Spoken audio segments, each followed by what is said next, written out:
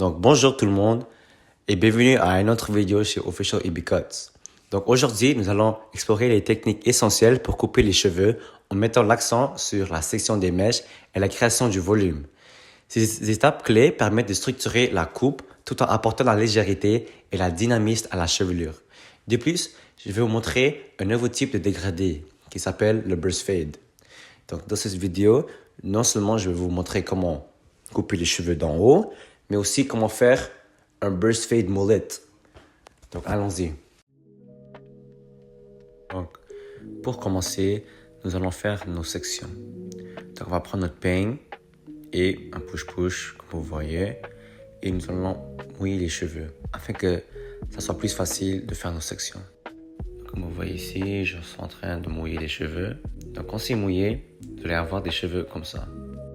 Donc ce que nous allons faire maintenant, nous allons cibler la couronne de cheveux, c'est-à-dire ce trou ici. Donc lorsque tu as trouvé la couronne de ton client, tu vas prendre un petit peigne et un crochet. Donc ce que nous allons faire deux sections. On va commencer par séparer la partie du haut avec la partie des côtés. Donc ce que nous allons faire, nous allons prendre le peigne comme ça et avec notre pouce, nous allons pousser pour créer une ligne définie entre la section du haut et la section du bas, comme cela. Donc une technique que j'utilise, c'est j'essaie de cibler les coins du front de mon client, comme vous voyez. Donc si je vois que c'est une ligne droite, ça veut dire que je suis en train de bien faire mon travail. Comme vous voyez, grâce à la technique que j'ai utilisée, j'ai deux sections bien définies, celle du haut et celle du bas. Donc ce qu'on a fait ici, on va le faire de l'autre bord. Après que vous avez terminé avec l'autre côté, vous allez avoir quelque chose qui ressemble à cela. Donc, deux belles sections bien distinctes. Donc ce qu'on va faire une troisième section. Donc on va prendre notre peigne, on va déconnecter le haut de la tête, la partie la plus haute, comme vous voyez ici, et nous allons la connecter à l'oreille, afin de séparer les cheveux de l'avant avec les cheveux de l'arrière. Donc ce que je fais, je suis en train de séparer les cheveux de l'avant avec les cheveux de l'arrière, et cela nous permettra d'avoir un espace de travail plus propre et organisé.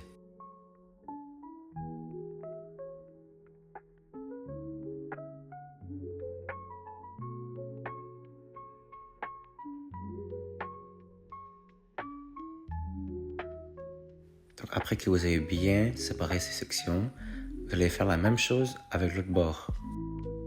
Donc faire les sections et apprendre à couper les cheveux, c'est vraiment facile. C'est juste avec la pratique et la répétition que vous allez avoir la perfection. Donc pour notre prochaine étape, nous allons commencer avec l'arrière. Donc ce que nous allons faire, nous allons réduire la longueur des cheveux de l'arrière de notre client. Donc mon client a demandé qu'il voulait enlever une demi-pouce de la longueur de ses cheveux. Donc on va utiliser la technique de la peigne et du pouce pour couper les cheveux. Et cela permettra de créer des couches derrière et de ne pas avoir une coupe sans volume. Donc on va faire notre première section diagonale et nous allons prendre nos ciseaux. Donc pour cette étape, il est très important de bien regarder et de noter. Donc nous allons prendre notre peigne et les cheveux qui dépassent mes doigts, on va couper pour avoir notre première guide, comme vous voyez ici. Donc ici, vous voyez que tous les cheveux, c'est la même hauteur. Donc ce que nous allons faire la même chose avec les autres cheveux de la même hauteur. Nous allons les prendre, comme voilà, et nous allons continuer de couper afin qu'ils soient de la même hauteur que notre première guide. Donc nous allons répéter ce processus jusqu'à ce que tous les cheveux derrière soient de la même hauteur. Donc comme vous voyez, je fais beaucoup de sections et je fais que suivre le guide que j'ai fait au début.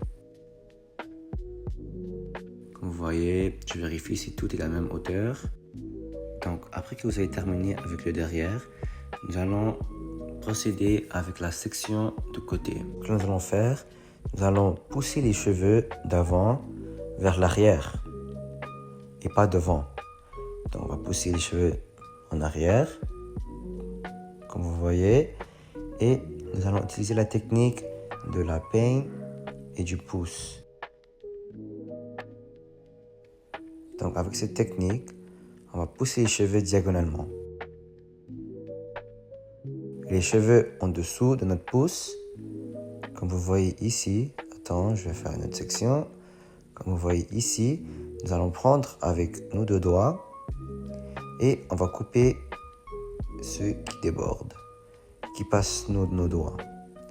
Donc on va faire ça jusqu'à ce que tous les cheveux des côtés soient de la même hauteur. Donc, quand tu coupes les cheveux, c'est vraiment important de toujours se fier à ta première guide que tu as fait. Donc, comme vous voyez, je suis en train de me fier à mon premier guide. Et cela me permet d'avoir la même hauteur partout autour de sa tête. Donc, après que vous avez terminé avec ce côté, vous allez le faire de l'autre bord. Donc, après que vous avez terminé, on va commencer avec le dégradé. Donc, ce que mon client m'a demandé, c'est qu'il voulait un burst fade, c'est-à-dire un fade, mais qui s'arrête au niveau de l'oreille, comme vous voyez. Donc, on va commencer par enlever et réduire les cheveux avec le 3 et notre deuxième garde, comme vous voyez, afin de dégager les cheveux et d'avoir un canevas plus propre.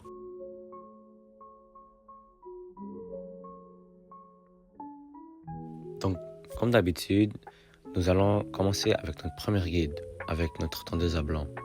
Donc ici, il a demandé un low burst fade. Donc ce que nous allons faire, nous allons commencer notre guide au niveau du sourcil et on va le connecter à l'oreille. Donc on va utiliser notre shaver pour enlever les cheveux. Et ensuite, nous allons commencer avec notre tondeuse. Donc ici, on va monter d'un demi-pouce avec le levier ouvert. Et remarquez comment le burst fade, contrairement au taper, se rend jusqu'à derrière l'oreille. Donc ça, c'est pourquoi on l'appelle un burst fade, puisque ça s'arrête derrière l'oreille.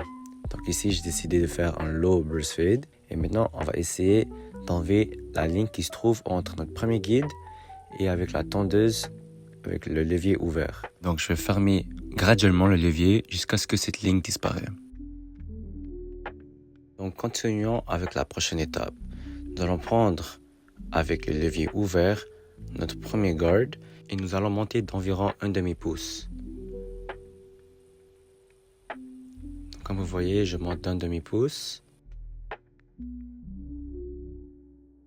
Et nous pouvons maintenant constater qu'il y a une feinte ligne ici.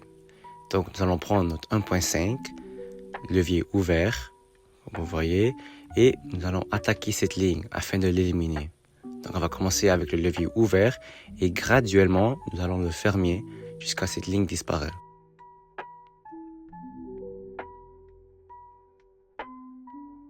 Donc maintenant nous allons prendre 0.5 avec le levier ouvert et nous allons faire la même chose comme le 1.5. Donc nous allons éliminer la feinte ligne qui se trouve juste ici. Donc nous allons attaquer cette ligne. On va commencer avec le levier ouvert, évidemment, et on va graduellement le fermer jusqu'à ce que cette ligne disparaisse. Donc maintenant, si vous remarquez, on peut voir des cheveux qui pendent sur notre dégradé. Donc nous allons prendre notre peigne et les ciseaux dentés et nous allons enlever ces cheveux qui pendent. Donc nous allons creuser avec notre peigne et ensuite de sortir à 45 degrés et couper ceux qui sortent avec notre ciseau denté. Donc on peut voir qu'il y a une différence. Continuons avec les contours. Donc on va prendre notre tondeuse à blanc et nous allons commencer avec les contours. Donc c'est toujours important de se rappeler quand vous faites votre contour, il faut avoir cette courbe afin d'avoir cette précision et cette propreté. Donc comme vous voyez, je suis en train de faire les contours de mon client et il y a déjà une grande différence. Donc ici, je vais essayer de connecter les contours de mon burst fade avec l'arrière, puisqu'il a demandé aussi, il voulait un moulette. Donc je vais m'assurer d'enlever tous les cheveux derrière afin d'avoir un mulet propre et précis. Ok, donc continuons avec la prochaine étape. Donc pour la prochaine étape, nous allons couper les cheveux d'en haut afin qu'il y ait une transition entre ceux d'en haut et ceux des côtés qu'on vient de couper. Donc ici, ce que je vais faire, je vais les mouiller et ensuite, je vais les mettre en avant. Et on va créer une section. Donc on va créer une section grâce à la technique du pouce et de la peigne, comme vous voyez. Et nous allons prendre un petit segment des cheveux d'en haut, comme vous voyez ici. Donc nous allons séparer les cheveux d'en haut en 3. Donc on a déjà une moitié, deuxième moitié, une troisième moitié. Donc comme vous voyez, j'ai créé un petit segment qui se coupe au milieu. Donc ce que nous allons faire, nous allons prendre ce segment, juste ici,